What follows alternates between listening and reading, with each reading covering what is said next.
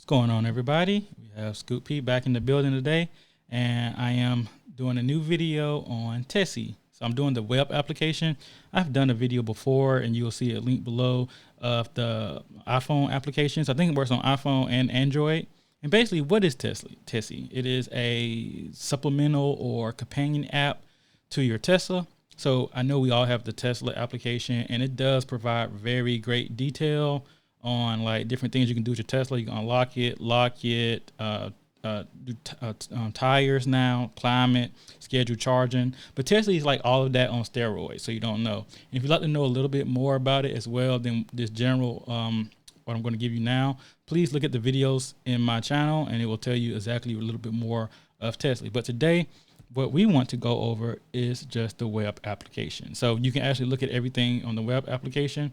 All you have to do is go to tessie.com and log in with the same credentials that you use on your other application, and you can see your car. So some of the things that you can see here is right off of the main dashboard when you log in is that right now my car has been sleeping for 2 days and 19 hours. And that's normal for me because I work from home. So I'm at home all day.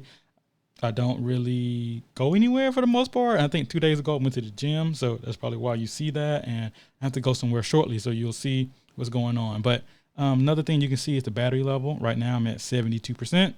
Climate in my area where I live at is at 87 degrees.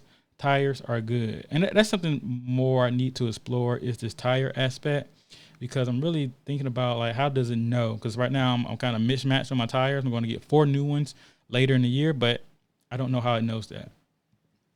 Also, what you see here is that you can unlock and lock the car, do climate controls here. These are like short toggles, right? You can open the trunk, and then you can go here and look at more. So as you can see here, it just gives you little shortcuts, just like the app. So you can go in here and say, oh, I want to start charging. I want to honk. I want to put it in valet mode, sentry mode, start it up. Any of those things, vent my windows, close my windows. Maybe vent my windows may be a good one too, because I can let out some of that heat because it's in the garage. So I can let out some of the heat, but it has to wake it up from the idle mode. So we'll come back to that. But going back to the dashboard, it'll show you a general location of where you are. Probably blink that out of where I live. So that just gives you a estimated of where you're at and where your car is parked.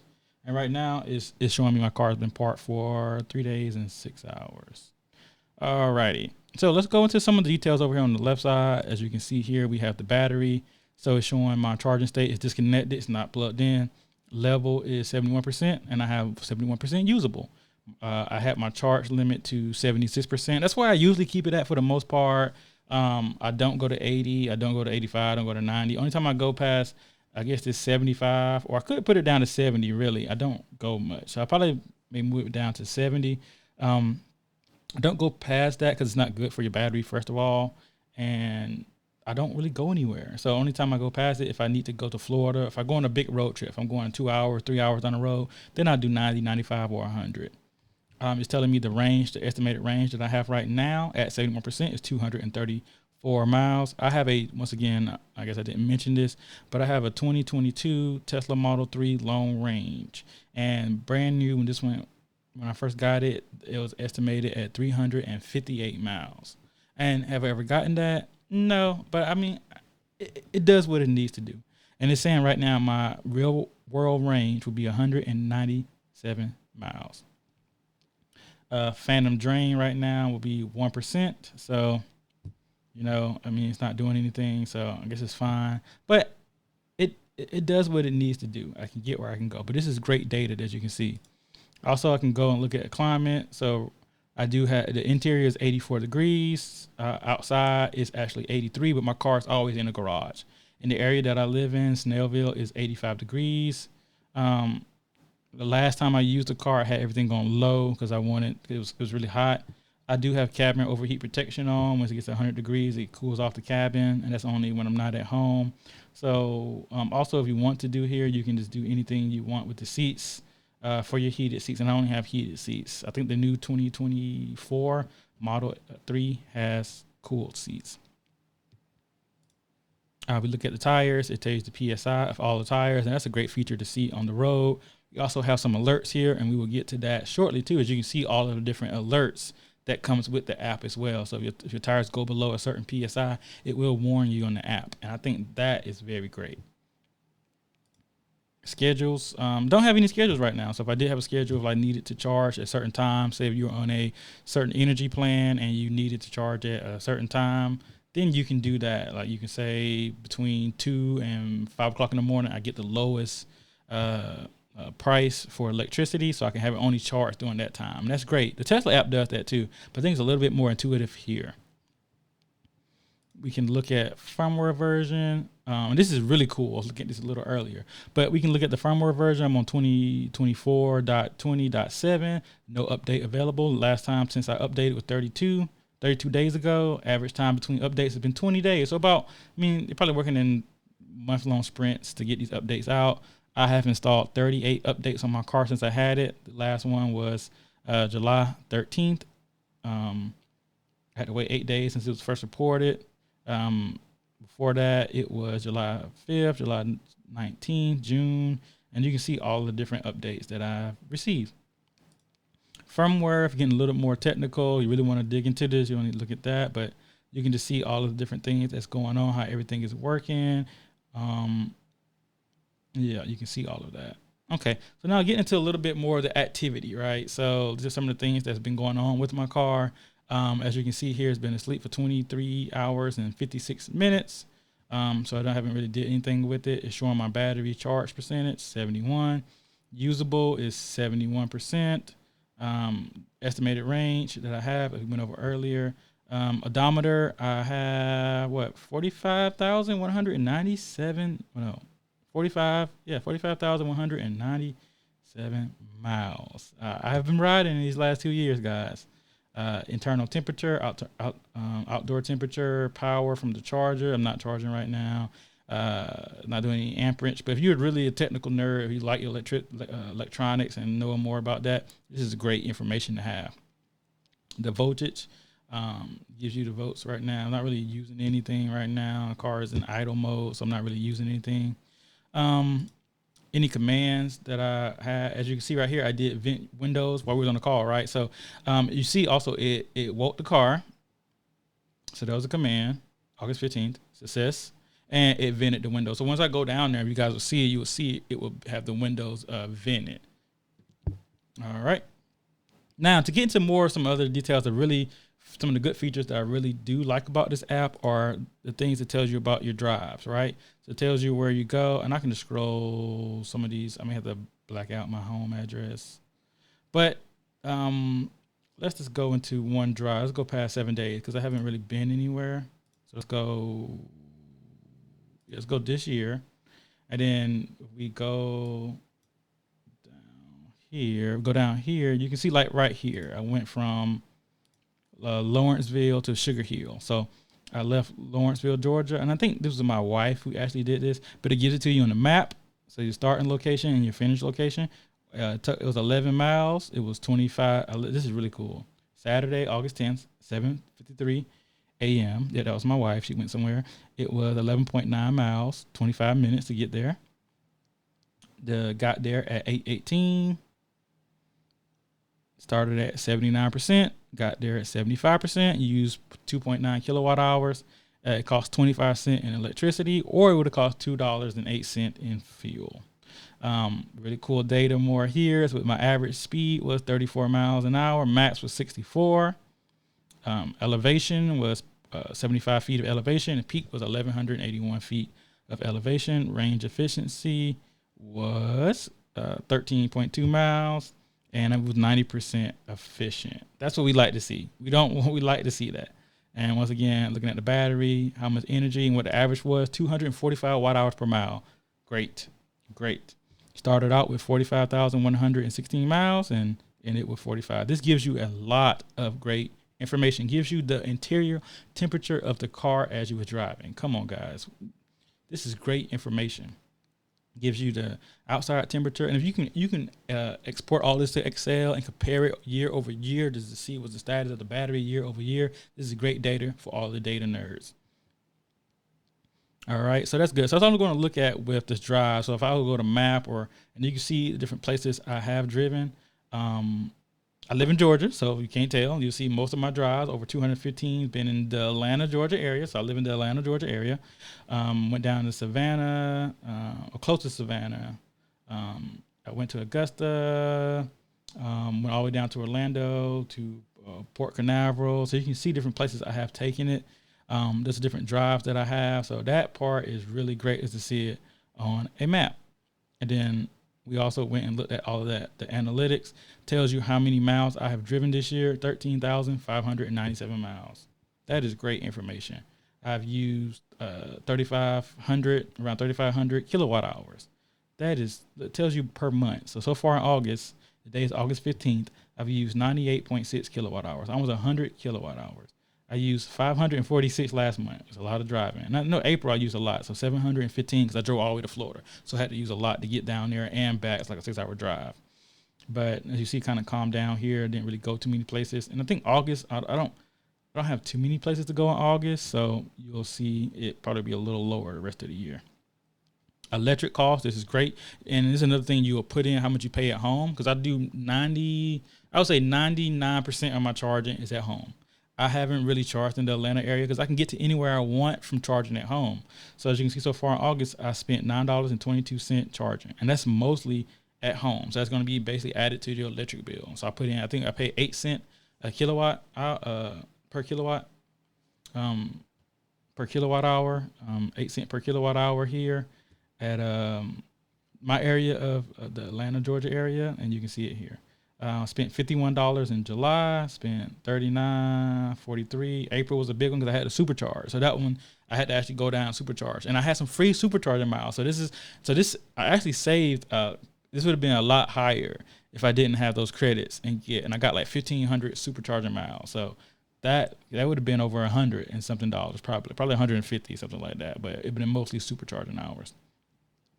And this is other costs here. And then also another great chart that you see here, that how much this would have cost you in fuel costs. So I spent $330 on electricity, but I would have paid almost $2,300 in fuel. That is an interesting number, right? I would have paid $68 so far, and then I would have paid $457 in fuel for the month of April. That is an entire bill of another bill, right? Another expense. Also duration of driving. So far this year, I've driven for 17 days and 22 hours. You see in April, 68 hours, 54 hours. And I did a lot in July. I think my wife had my car too, and she does a lot of driving too. Total drives, 1,006 total drives this year. So far my efficiency is pretty good. And it even was lower driving to, let's see. Well, I don't know why it says. Oh yeah, my efficiency was lower this month. So that's the efficiency, right? So I was at 80% efficient. So my range efficiency is 85%, but I'm averaging 260 watt hours per mile, and I think that's not bad. I don't think it's bad at all. Speed efficiency. So the faster you go, the less efficient you drive. So, and then also in correlation to temperature. Also see all of the charging here. So as you can see here, mostly all of my charging has been from home. So for the most part. And then if you do go into one and you can see one, I think I'm blocking myself right now. I can move myself out of the way for a second. And I go down here and go to let's see, when the last time did I use a supercharger? Okay, right here. So I used a supercharger. We went to the Augusta, Georgia area. So as you can see right here, this is a supercharger in Augusta. How much it costs? It cost me $3.64. I only needed a little bit just to get home. It was kind of weird. I didn't have enough at this 44% to get home. But I just needed a little bit to get home. And the crazy part about that supercharger is that Cybertruck pulled up next to me, and you see them all the time now, but it was derated. And I wonder if I can see that here. That's one thing I didn't look at and see. And I had to move that supercharger. So it got me back up to 209 miles, but I want to look at percentages. So I started at 44, and I got up to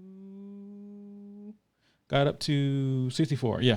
But I wonder if okay, here we go. Okay. So here we go. That's amperage. Let's go to power. So peak was 143. So this is the one I moved. So I can already tell where I was at here. So once I plugged in, I peaked up to 143 at 45, and you know the gradual curve down until it was time to go. Average amperage was 244 amps, 362 volts. Okay, so let's go back for a second, and I want to look at. I want to go back, and I want to look at this one. So as you see, this one right here, I was on it for 13 minutes, right, and only got 2 kilowatts in 13 minutes. And this one, I got 14. Right, I got 14 kilowatts in 9 minutes. This one was derating, and I think it was something going on with that charger, because even the supercharger, the guy in the Cybertruck was telling me that this charger is always slow, and it's a version 2, right? But still, even I should have been getting 75 kilowatts with 2 people in there, but I think the entire thing was busy. But if you look here, you can see here that, let's go, and only charging 52 cents, right, whatever there. But let's go down here. Only added 10 miles of range in 13 minutes. I knew something was wrong. Charge rate. Average was 40. That's in miles. I want it here. So if you see here in power, the average was 12 kilowatts. Like, what was that doing? And then the peak was 16. So I'm like, I'm gonna be here forever, and I'm trying to get home. I'm ready to go. So there was something going on. I took my daughter to the bathroom, endured it enough, and I'm like, this is not right. Unplugged when somebody left. Went down to a couple of superchargers later, and was able to get better speeds there. All right. You can see all the different idles that I have as well. So you can see when the car idles. It's mainly going to be like where I live at, so you probably don't need to see that. Battery health, this is an important one as well. It shows that I'm at 93.8% battery health. I lost 6.2% to degradation. And it's a 2-year-old car, so I'm expecting, I think it should level off here. Started out with 77.8 kilowatt hours down to 73. And I can kind of see it sometimes when I'm driving around, even though I still have plenty of range left, but I kind of see it's not as high as it was when I used to make that same drive, but it gets me to where I need to go. So right now it would say my max range is 331 miles, and it was 353. So it's over 300. I'm good. And you probably won't even see that anyway. So I'm good. And I have 167 charge cycles, and batteries are expected to last 1,500 test cycles. So I'm confident in that. All right, getting down to some of the last things here. Time to wrap up this video. I know it's long. If you stayed with me, thank you. Please like and subscribe. I'm revamping the channel a little bit. Going to do some more drones, some more just personal things, some more Google Sheets things, and just things that I find interesting. So please stick around if you find any of this content interesting. You also can do automations, and you can do it on your Apple Watch as well. So the one-time charging, Tesla finally added that to the car now. So you kind of don't need that, but if you like to do it all in one app, you can do it here. You can do repeating automations on time, on arrival automation. So if something, if you want to do something similar at the same time when you get to home or work, you can have that done here. Charging schedule, or whenever you plug in, a certain automation will happen. And you can also schedule these on your Apple Watch. You can have all kind of different alerts here. So if something happens, you get a software alert, weather warnings, if your car is unlocked. And I think I do most of these through the Tesla app. So I never set them up here. So I do most of them through the Tesla app here. I think the one I thought I did have was, I thought I had a one for my tires, probably maintenance right here. So I have a low tire pressure one because, I don't think Tesla app does that. So I do have a low tire pressure one here. So if it gets to 36, time to give it a little bit of air because it affects range. Tire rotation, never had one. I have all-wheel drive, probably need to do that. Brake fluid check, never did that. Cabin air filter, do need to do that. The AC disinfecting bag, yeah, probably need to do that too. But maybe one day, I think I'm going to do everything before my 50,000 mile warranty expires. Going to tell them to go in, look at everything, and set it all up. You can also save certain locations like home. I have some parts. I have Costco, so it'll know. Like it was really good when I was tracking a lot of the data, so it'll know when I'm going to certain locations instead of saying the actual address. It would say I'm going to Great Wolf Lodge. I'm going to this Starbucks. I'm going to this park. I'm going to Costco this day or whatever. Also, we can look at cost projections of different things of how can I save money? What things can I do? Is my home charging efficient? Is my charging schedule optimal? Am I using a lot of energy or electricity for my Sentry mode? wheel size, tire pressure. This is great information, and I think the app is only $4.99 a month. I need to see if it's a yearly price because I probably pay a yearly price, but I do need to look at that. Integration. So they do have some integrations with, like I said, with Apple Watch, Alexa, Google Assistant. So if you do want to like do commands, you want to link it to Tesla, Tesla Scope. I think I use Tesla Scope and Tesla Fi before. But if you do want to send some commands over or integrate it with certain things, so you can say, "Hey G," and it would do those things for you. But yeah, but I think that's mainly the things we want to look at. Really nothing else. You can look at software tracker with new referrals and all of that. But kind of want to end it here, everyone. That this is a great app. I highly recommend this app. If you want a referral, I will send it to you. I think me and you get a discount if I refer you. So I'll put out my referral code in the description below. But please check this out. Try this app, especially if you have a Tesla. It is great. So I really want to thank you all for staying with me on this long video. I didn't mean it to be this long, but it's so much information to share. So I thank you all. You guys have a great day. Peace.